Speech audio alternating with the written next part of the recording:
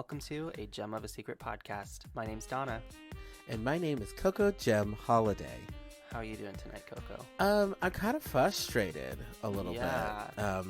It's funny because I wasn't frustrated before we started doing our research for this episode. Yeah. But now I'm frustrated, so I'm doing frustrated tonight. Oh yeah, I'm definitely feeling the same way. I have been frustrated since last night when the news broke, and talking with some coworkers about it today too, who are specifically affected by it because they are women, and just increased that frustration.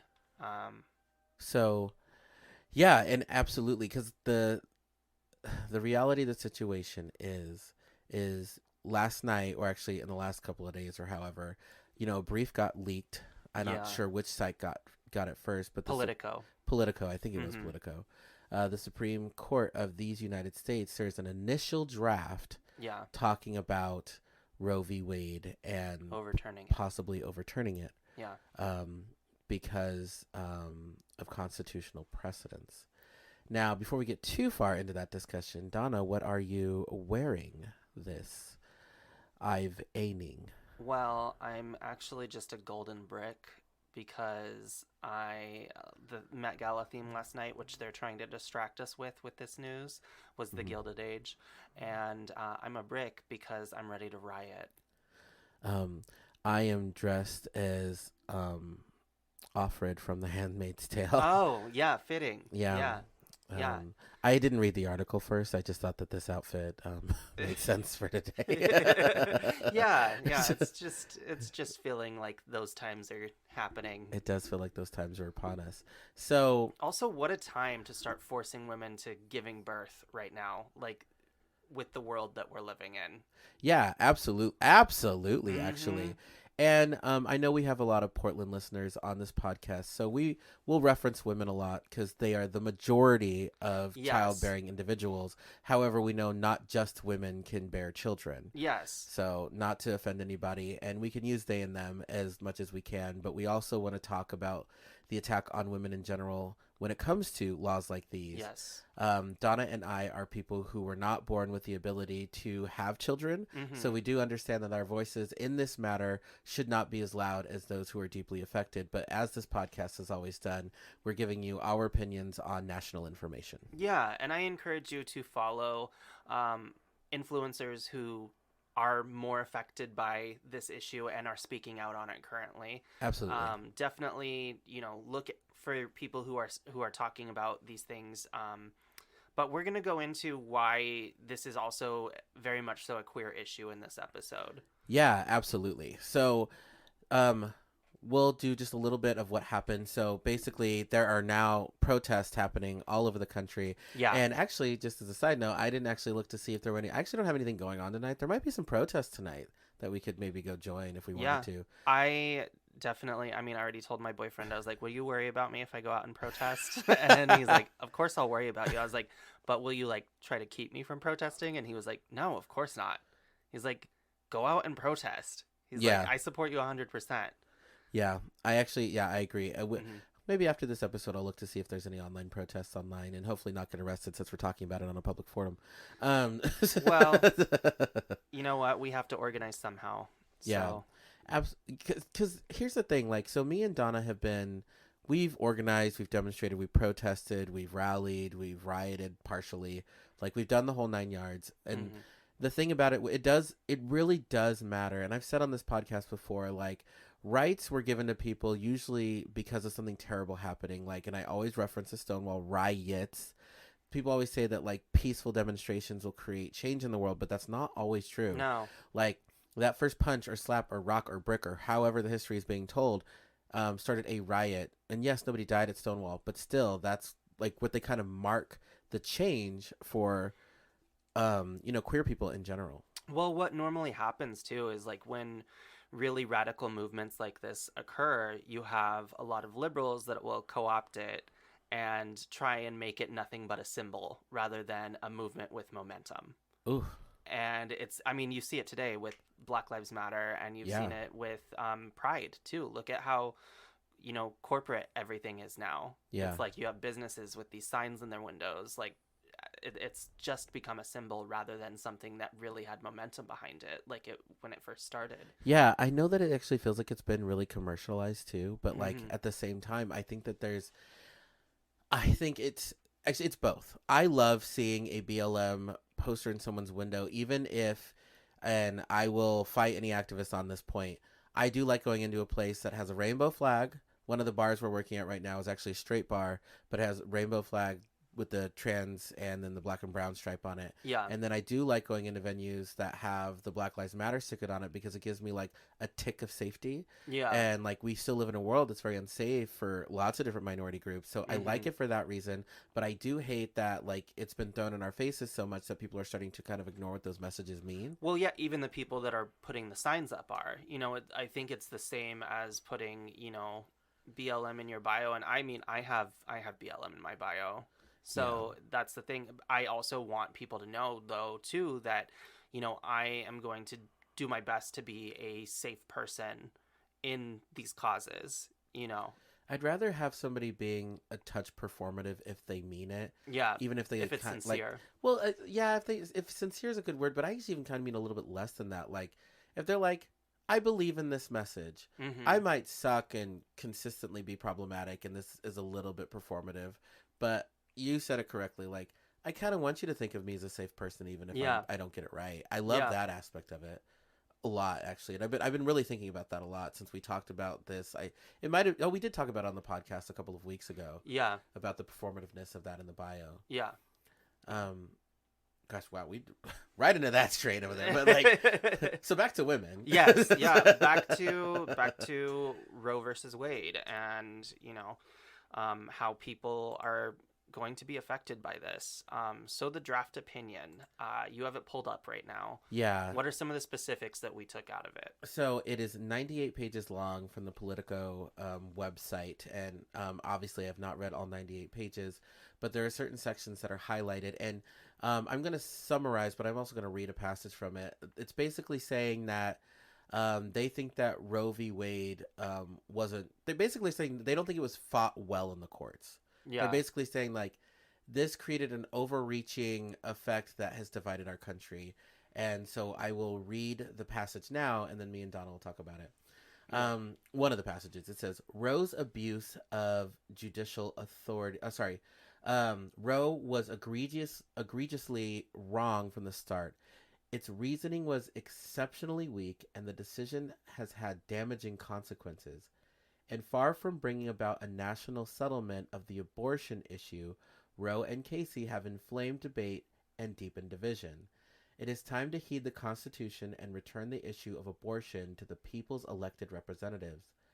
The permissibility of abortion and the limitations upon it are to be resolved like most important questions in our democracy by citizens trying to persuade one another and then voting.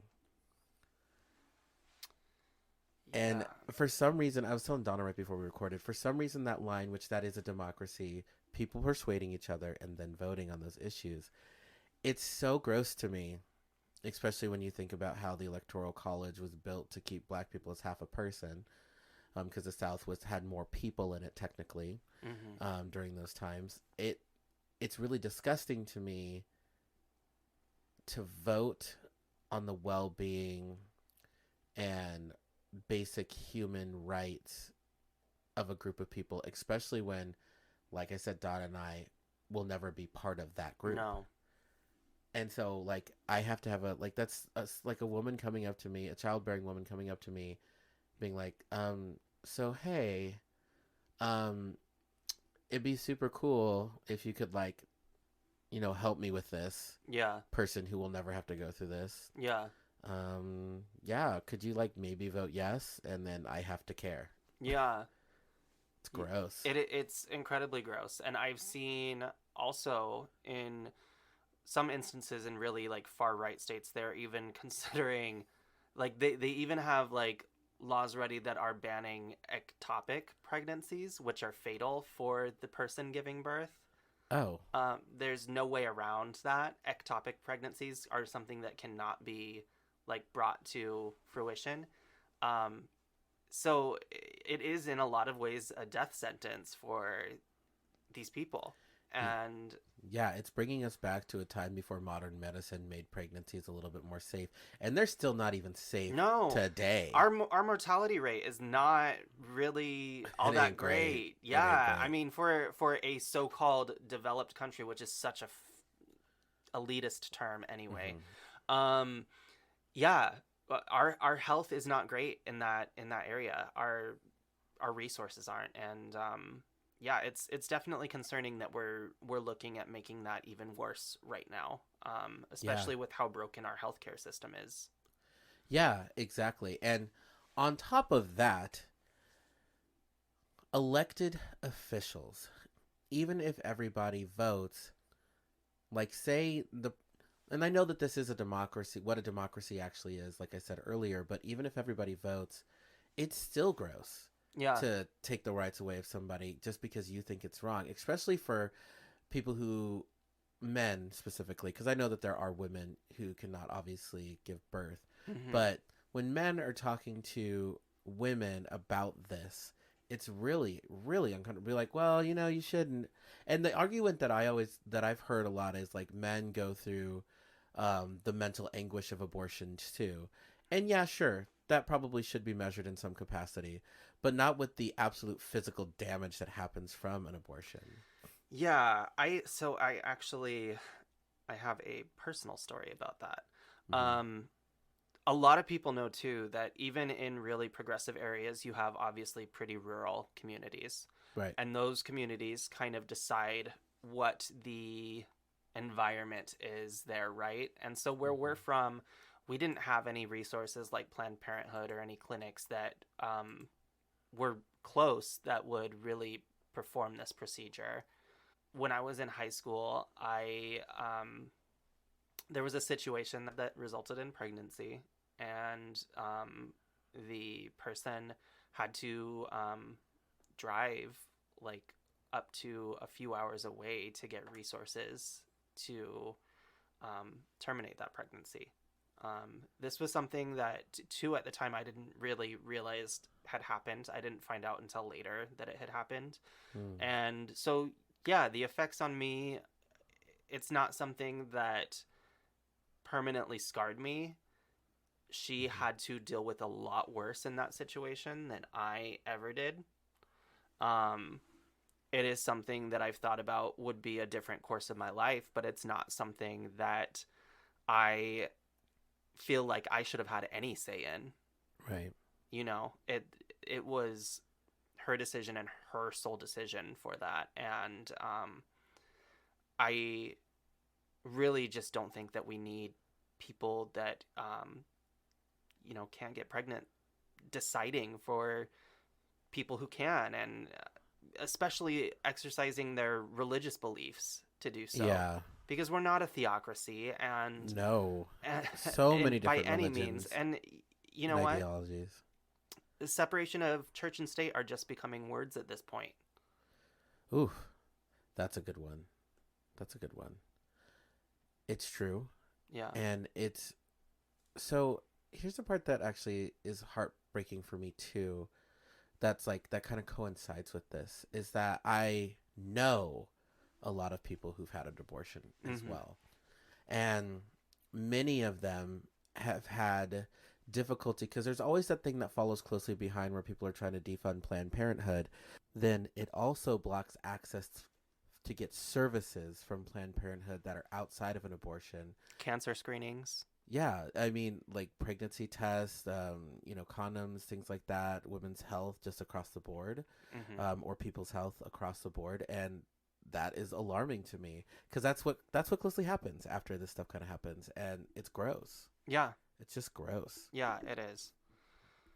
So I wanted to read you, I don't know if you saw what I wrote online today, but I said, we're a country that has a large population that believes we should give state governments the ability to force pregnancy. And this is incredibly problematic. As I've always said, as a person who can never become pregnant, it's really uncomfortable to feel like I have a vote in electing people that can decide to strip the rights away from people who do have the ability to become pregnant. My vote has always been to let people decide for themselves, because it's none of my business. Giving the option to the states to force people to become pregnant is inhumane, and blessed be the fruit. Yeah. Yeah. That just kind of goes along with my Handmaid's It question. does. It does. Yeah. Damn. It's just surreal to be living in this times, and it does make me very scared for what's next. It really it does though. Like how can we go so far forward and then so far backwards? Like what was Roe v. Wade was in the 70s, I think, and 78, I think, as it was, and like so now, over 30 years later, 40 years later, or however math works, where 30 years later, we're starting to be in the zone to where now we're going to start going backwards. That just seems that's a long time to then start going backwards. Yeah. It's like literally we're on the iPhone 10 and it's like, you know what? I want a flip phone for the iPhone 1. Like that just it's weird to me and it's uncomfortable. But even to further that point further is elected officials, and I don't understand this concept of states.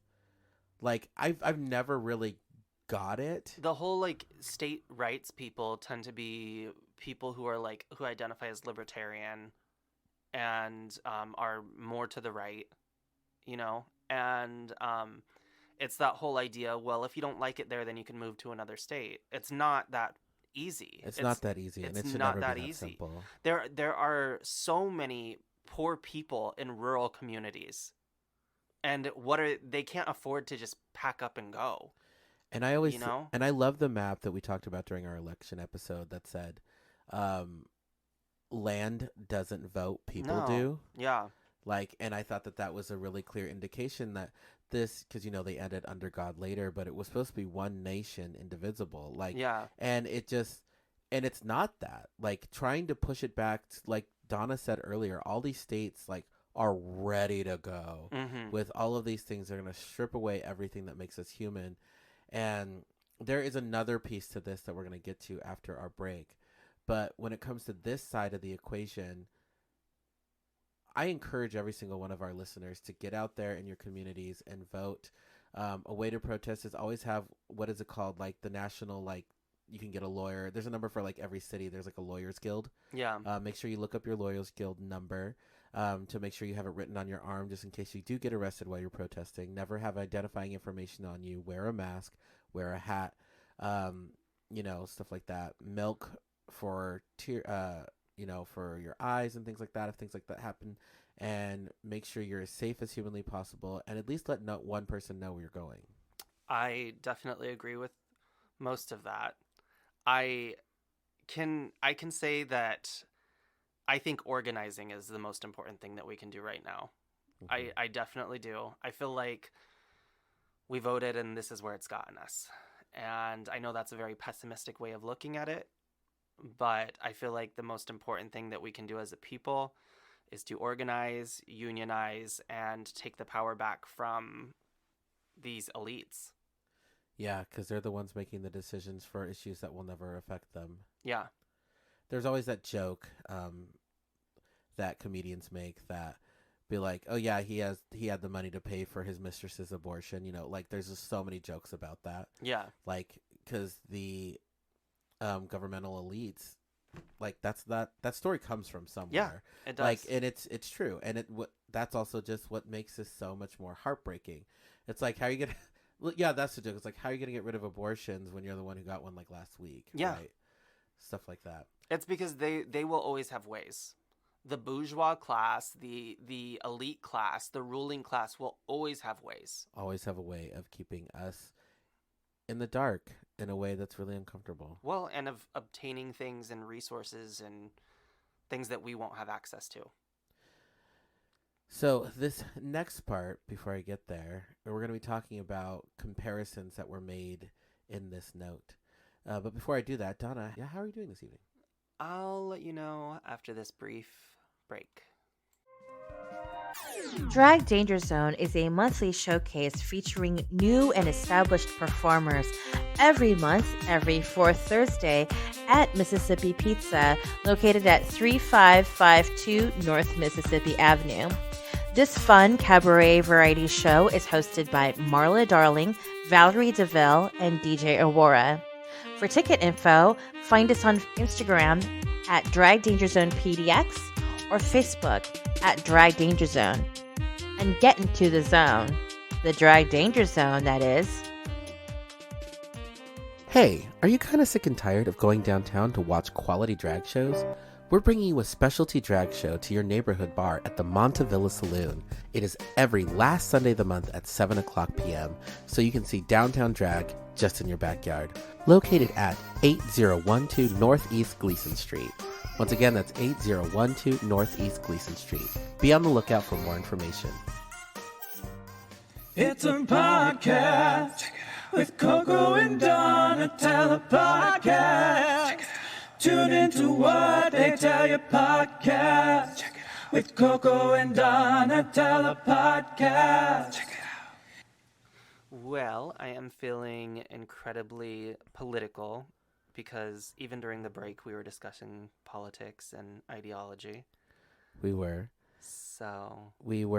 talking about, and actually we'll just go with our current topic, is we were talking about conservatives and liberals and things like that, and the left and right. And we were talking about what would have happened if Donald Trump was still in power when the Ukraine war had happened. Mm-hmm.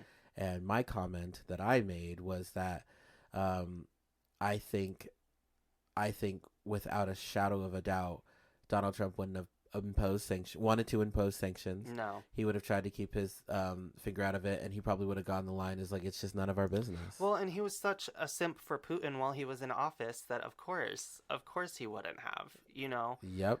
The situation would be a lot worse. And we kind of got to this because I was discussing with Coco that I think it's a lot lighter and easier for me as a leftist to have online dialogues with conservatives than it was for me when I was a liberal and I would take their attacks on the politicians I was supporting personally. Because now I don't. Now I've been able to, as a leftist, to separate myself from these politicians that I used to support. And it's like, I understand that people are frustrated, and as we should be, because the ruling class is fucking us all over. So it's about trying to find common ground in those conversations. And my first thing is to be yeah, fuck Joe Biden, but also fuck all other politicians as well, including your daddy Trump, Yeah, including your daddy Trump. No, and it's true because the only thing I ever get offended on is when people say well, Biden is no better, is what also kills me, not because of political affiliations, but because Don and I are part of marginalized communities that were being just raked over the coals during Trump's presidency. So regardless of what Trump did for literally anything else in his presidency, it was really hard to feel safe as an American. Actually, not even as an American, as a person. It was. While Trump was in office. So the thing is F Biden, sure, all day long. Yes. However, when people were well, he's just as bad. And I was you could talk about that in the sense of political affiliations and stuff like that. But when it comes to marginalized communities, mama, there's a difference. For sure. I think that was a lot of the reason, too, why I wanted to be as active during Biden's campaign and with the DNC, unfortunately, as I was. Because if you go back and listen to our episodes around election time, I'm talking about the election and I'm talking about getting Biden in office over Trump because of how bad things were. Because it was really that bad. Yeah, it was really that bad. And we're seeing that now with how this Supreme Court decision has. Yeah, I do appreciate the fact that Ketanji, in the sense of that was a really monumentous moment for Black individuals as a whole, to have a Black woman sitting at the highest court of the land. But also she's moderately conservative, and and that's not necessarily a bad thing. Mm-hmm. However, because me and Donna talked about this before the episode, those positions are appointed, right? And we're not voting for those people. So we also talked about, getting back to the main topic of this episode, is that I'm beginning to feel, and sorry if this feels really dread talk, I'm beginning to feel the system is a little bit too broken to be fixed by electing I was going to say the moderates. But just electing officials in general. I'm not saying that I'm against democracy. What I'm saying is the system isn't getting better. No. So something has to change, because our elected officials are not doing the things that they need to do to make us feel safe. So I am becoming one of those people who, classic phrase, burn it down and rebuild. Yeah, I'm feeling that way in a lot of ways, and it sucks because anytime we have okay, also here's this: the far left in America is still considered centrist in places like Europe. Wow. So even candidates like Sanders and candidates or congresswomen like AOC, those people are still considered centrist in Europe. Wow. So think about that, and also look at the fact that anytime a candidate like Bernie, like Elizabeth Warren, is put up as a potential candidate for president or to actually really hold, any significant power, they are lambasted, not only by the right, but also by liberals. And so it's like, if we can't get progressive light, I'm going to say progressive light because that's America, Right, if we can't even get progressive light candidates to hold these positions in office, to represent us and really get us these rights, secure our rights, and also work towards really helping the working class, then what faith are we supposed to have in the system? Right. No, and the thing is, we can't, and the other thing too is, like, nobody's actually really happy either. Yeah. Like, actually, well, I will say that homegrown Trump supporters were pretty darn happy. Yes. I will say that community from January 6th, they were pretty dang happy. Yeah. Right? They that's why they revolt, like, that was why they were storming the Capitol. But, like, here's the other thing with this. Like, and this is what also sucks about being a leftist or a liberal in this capacity, is that we're our own worst enemy. This is the other thing Don and I were talking about, is because we can't agree, like, about how extreme or non-extreme, or how violent, non-violent, how we demonstrate, how we protest, our message, our image. Like people were like, it's funny, we actually were talking about this specific scenario when Biden was up. Like, when Biden was running, yes, Donna was trying to help this person get into office, but there were plenty of progressives in Portland alone who were just like, no, F that person. And then I would be like, you haven't told any of your followers who to vote for. Mm-hmm. You're just saying F Biden. Yeah. I was like, and you're not saying, like, and then, or you get the thing with liberals or progressives where they just won't vote. Like, they're just like, you know what? I'm just not going to vote. And they won't even, like, choose a third party candidate. Like, they'll just not vote because they feel like it's helpless. So I do feel like progressives and liberals sometimes shoot themselves in the foot because they sit so much on their morals that they can't move forward. Yeah. And I think there's a difference to then sitting on your morals and, like, having a complete lack of faith in the system as well. Because I agree with that. Yeah. I, as a leftist who was doing everything I could to try and not have Trump be in power anymore, definitely did roll my eyes plenty of times when I had to meet with the DNC and hear what they were saying, because it is, like I said before, I think a lot of what liberals say is they're there for the symbol, but not for the actual call to action, not for the actual change. As long as they can, hold that symbol and feel self-righteous, then that's kind of, I think, a lot of the liberal ideology. And I may get a lot of flack for this because I think a lot of liberals listen to us, but I think so. But I, at the same time, I have to say, and I'm probably not helping with the division by calling liberals out like this, but at the same time, I think that we need to work together and look at things that we can both benefit from. And we all do recognize that this is class warfare that's happening right here, right now. Yes. So what steps can we take to make it to where the elites are no longer just completely crushing us like they have been? And making all of our decisions for us. Yeah. On top of the fact that I told Donna that I think also checking ego is really important, because remember, I actually think that some liberals, especially neoliberals these days, would say, like, no, we're not all fighting for the same thing. Yeah. Like, which I don't think is true. I really don't. I think that if you get down to the simplistic term of what you're wanting, like, I want equality and equity. Yeah. Like, can we all agree to that? It's like, yes. Okay, cool.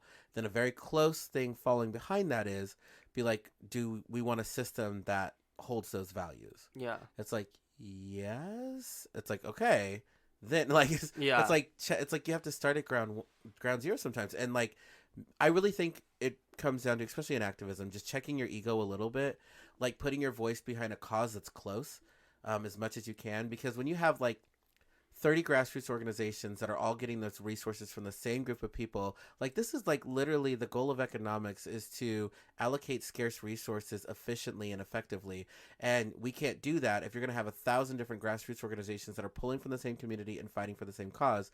When if you had one big group of people with 1 million people in it instead of like 1 million separate groups, that has the ability to create bigger change because there's more voices for that one cause.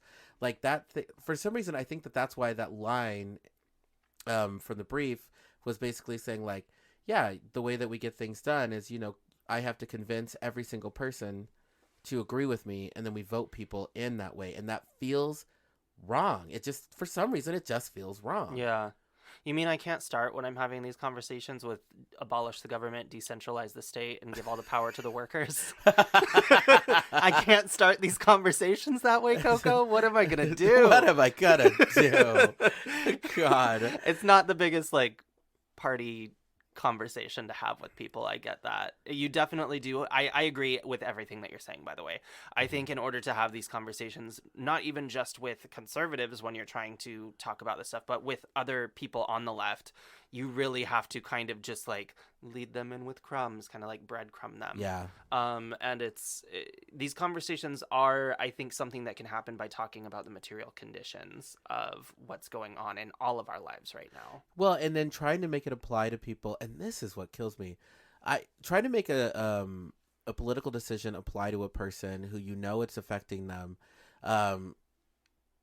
The mental gymnastics, and we've had this conversation before, the mental gymnastics that people will have to be able to keep their values instead of just like, okay, so let me back up. When I say check ego, what that actually means is, for people who get confused by that, is just being open to the idea that your worldview could maybe use a nudge. Yeah. In any direction. I don't mean left or right. I mean any direction. Like, just check your ego and leave space to have like difficult conversations or even light conversations about subjects that you're unfamiliar with or something that you have a hard stance on. Like, because that's how change gets created. Yeah. Like, because I think we're becoming a people who are just so stuck in our dang ways that literally, I think also that's why that line is gross, trying to convince somebody, but we're just stuck in our ways now. Yeah. Especially with a Trump presidency making everybody feel so guarded. Yeah. Like, now people don't want to budge, and they don't even want to talk about their values or views anymore. I rarely hear people talking about politics and activism anymore out in the community. I definitely understand that. And I think for the longest time up until recently, I was very much so the same way. I've become very unpopular on Facebook since all I do now is like share leftist memes. Like turns out people don't really love that. They like, like the cute life updates a lot more than like, yeah, this is what I believe and this is what's going on with our world. Wake up, everyone. Well, and Facebook shadow bans me like constantly. And I know people would say like, no, they're not they're absolutely shadow banning me. Any post that I have that includes the word black or BLM or white, I get shadow banned. Period. Like, 2 people see those posts. I made a post about Roe v. Wade and about SCOTUS last night, and I tagged that, and I didn't have any likes, so I just like hid the post from my page because it didn't get any interaction or attention. Mine, so Adam has an alert for me, and I think Kitty Carryall does in the community.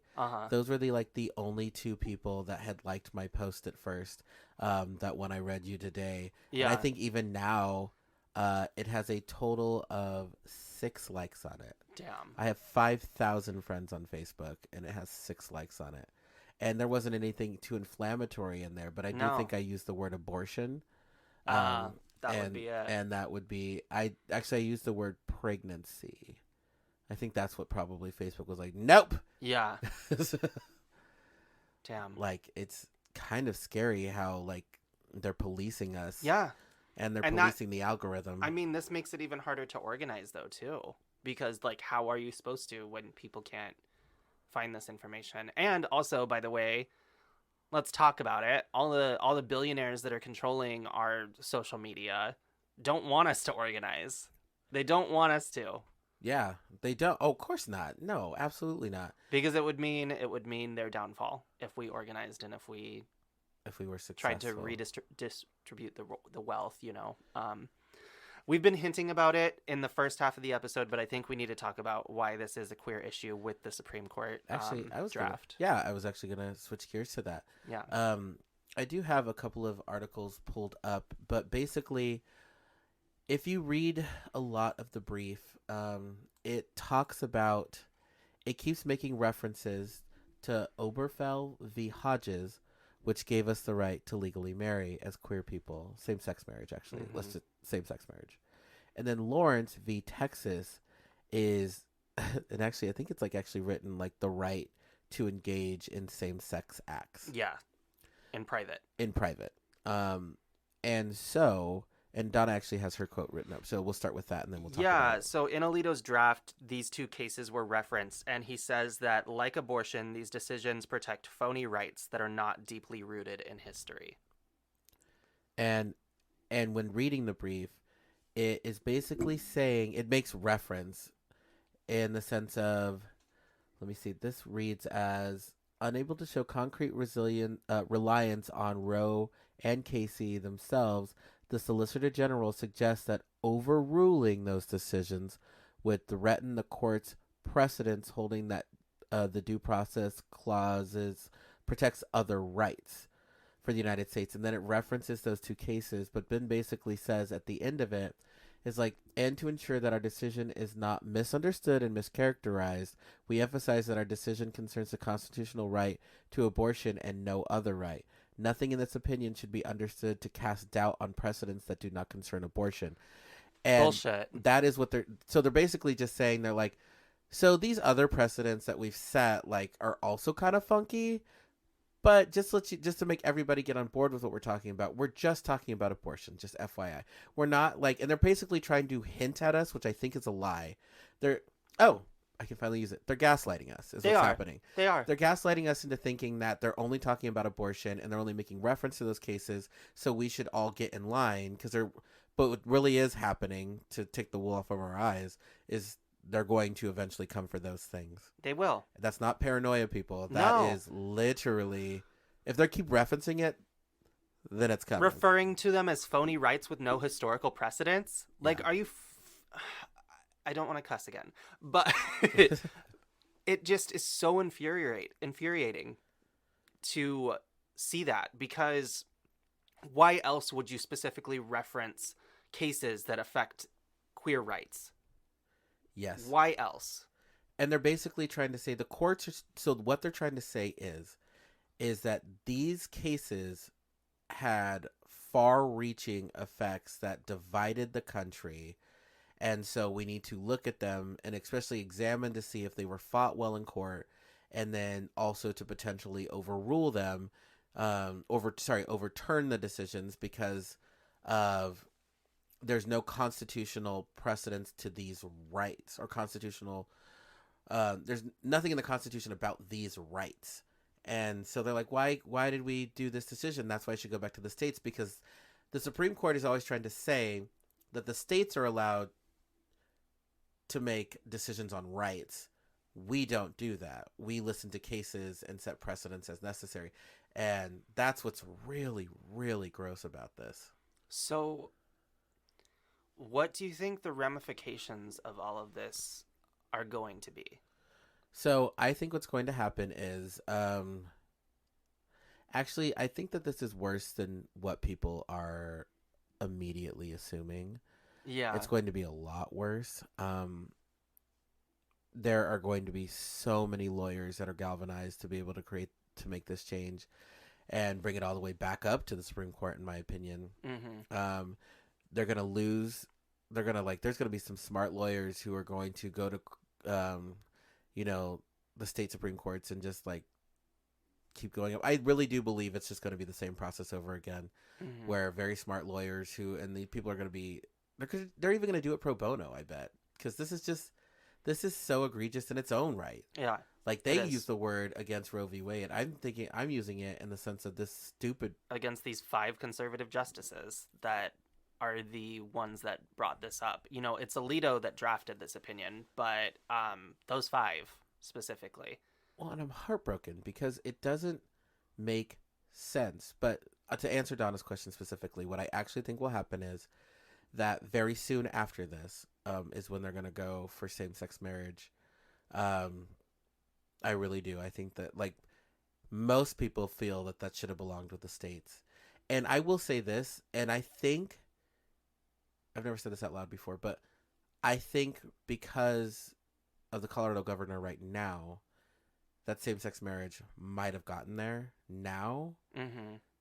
But when I was in a long-term relationship, like, this is probably, 10 years ago, same-sex marriage, like, I looked it up online for Colorado, and it was nowhere close.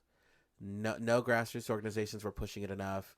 Like, it just wasn't. It was a pipe dream, honestly. I was in Colorado doing LGBT lobby days when I was in college. And so our big push for One Colorado, which was the organization that was lobbying for gay rights, and was our sole focus was civil unions. Yeah. And then it wasn't until there was some momentum towards equality through the courts that it became a possibility, you know, that marriage equality became a possibility. But we were going to focus on civil unions and civil unions only because marriage equality was so out of our scope of it being able to happen. Because it just wasn't, and it was never going to happen. I think it would have happened today. So 35 is when it may or may not have happened. But the other thing with this is people are not going to take kindly to the Supreme Court consistently ripping away the rights and the freedoms that people have come to enjoy, especially when those rights and freedoms are not hurting anyone. And I know that people would say abortion is hurting an unborn child, but the reality of that situation is too, you also have to keep in mind that there are more parties involved with that. But when it comes to same-sex marriage, like, that's not hurting anybody. You just don't like it. Yeah. Yeah. Like, that's just, it's the same people that are these pro-lifers. And you know what? I think the biggest cop-out and the worst thing with these people is that it is the easiest thing to sit there and defend the rights, in air quotes, of something that cannot talk or speak for itself. And I will even throw out there the age-old comparison that, yeah, they seem to really care about those unborn children, but they definitely don't care about those kids in cages. Yeah, and they don't care about the kids once they're kids, they're out there living. Yeah, like, they're not like, I love those videos where somebody's like, oh, how many kids have you adopted? Yeah. Oh, I haven't adopted any. I have 2 of my own. Oh. Yeah. Oh, so do you support social services that'll help these kids that are living in poverty? Do you support these programs that will lift them out? Or do you think that they're getting handouts? Handouts. Will you call it handouts? Yeah, and I love the videos. They're like, oh, well, I have a friend of mine, like, she's a single mom and whatever, like, can you give her like $50 and whatever, like, and then people are like, well, she choose, like, these are the same people that say she chose to have the kid. Yeah. Like, they'll be against abortion, but she chose to have the kid. Backwards as hell. And there are way too many kids in adoption right now. And also keep in mind that they are making it still super hard for same-sex couples to have children. I mean, to get to adopt children. Comey Barrett's response I saw was that there should be like safe haven laws to where unwed mothers can just drop their kids off at these like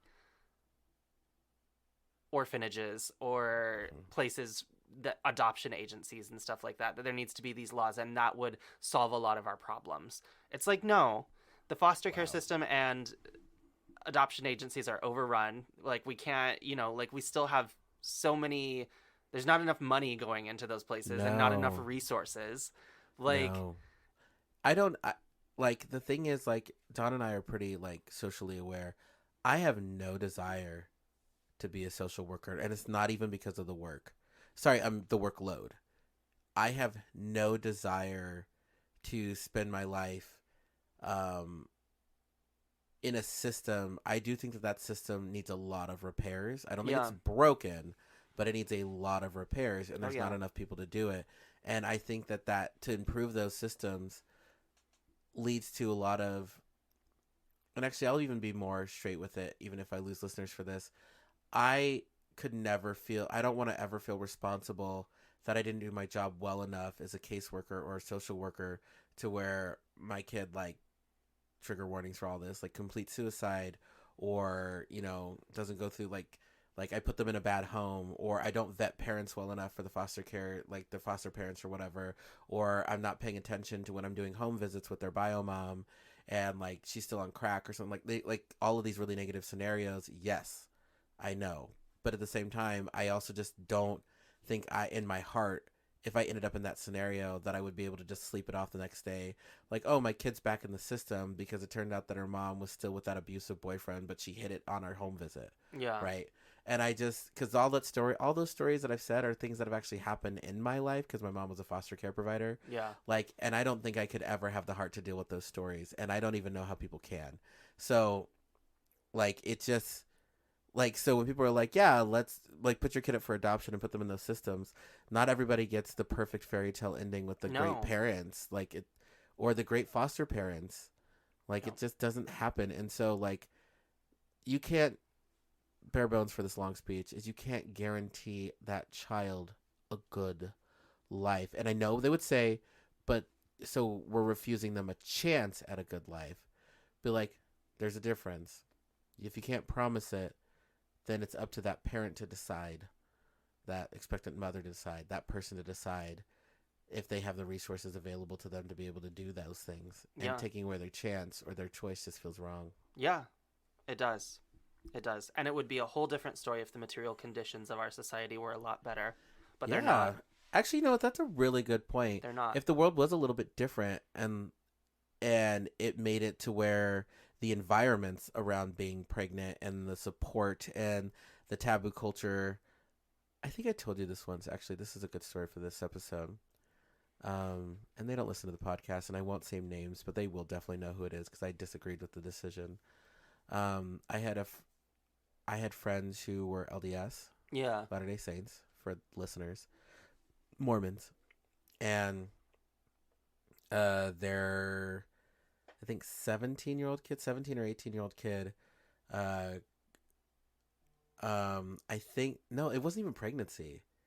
It was literally they had sex before marriage. And the parents of both groups, because they were both LDS, forced the kids to get married.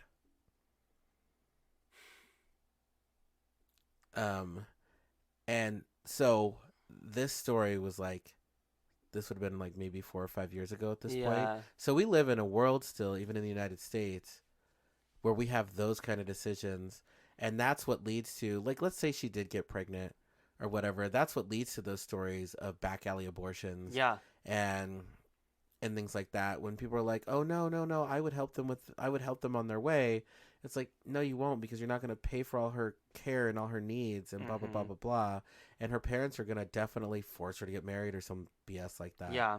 Like, it's just a really, really gross scenario, in my opinion. Yeah, it's incredibly gross. I can't believe that. Yeah. So I want to talk about something a little bit positive on this note, too. Yeah. Is, I think it's really important to recognize that to have conversations that are difficult with people in your life, not at work, obviously, but have difficult conversations with people in your life to let them know that these issues affect you. The way that when I was running BLM in Grand Junction, Colorado, that we would get people to change their minds is by sharing our stories. Yeah. So a lot of queer people do listen to our podcast, telling people that, hey, they made a lot of references to our basic rights in this abortion note thing. Like, so, like, we need to pay attention. Yeah, basically, we just need to pay attention, and we need to share our stories and tell every single person that you know, because, yeah, the Met Gala is taking every single thing on my timeline is Met Gala right That's now. all I'm seeing right now. It's so incredibly frustrating. And yeah, and like nobody, the same people are not talking about it. And of course, they might be talking about it. They might be getting shadow banned like the rest of us. Yeah, like could be. And that's the thing too, is like, as frustrated as I am about all the Met Gala posts, I don't want to like rain on someone's parade and be like, there are more important things going on. What are you doing? Yeah. But also, isn't it so freaking ironic that the Gilded Age is the theme of the Met Gala? Mm-hmm. Like, what a celebration of elitism and fucking bourgeois society, as all of us are wondering if we're gonna make our next meal. You know, if we'll be able to make enough to have our next meal. Seriously, I wanna like get in drag and go as like a character from The Handmaid's Tale. So right now, because that's how I look right now. Yeah. And go demonstrate to be a part of a demonstration tonight. Yeah. Because I'm just as mad as Donna, and I'm trying to not come off as super polarizing. Yeah. I was told recently, as a side note, that I thought, okay, in my 20s, I was very polarizing. Mm-hmm. We usually all are. My soapbox traveled in my car. Like, yeah. And I was emotional too. Oh God, reactive. And I was told recently that I'm still incredibly polarizing, and I said, really? And they're like, yeah, like you have very strong views on things. And I said, do I have strong views or do I argue my view well? And they said, what's the difference? And I was like, well, because my views are usually based on an identifier that I belong to. Yeah. And so it's strong because I had to learn to talk to somebody who doesn't have my identifiers and get them to change their mind. So that way, when they had a ballot in front of them, they'd be like, oh, Coco said X, Y, and Z, so I'm going to vote in favor of that thing she told me to. Coco's a person that I know, and now I have humanized this identity. Yeah. And so maybe I can vote differently. Maybe I can support this time, you know? Absolutely. It's what you were going back to saying with those conversations, you know?